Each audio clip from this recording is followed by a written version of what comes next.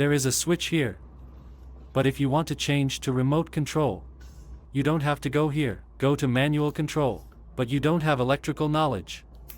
You see that all the switches on the market require you to connect wires. You are simply fed up. Now there is such a finger robot. You only need to peel and stick. You can achieve the remote control you want.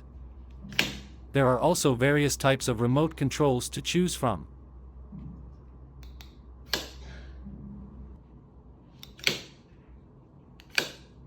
.433 MHz radio frequency remote controls can be controlled.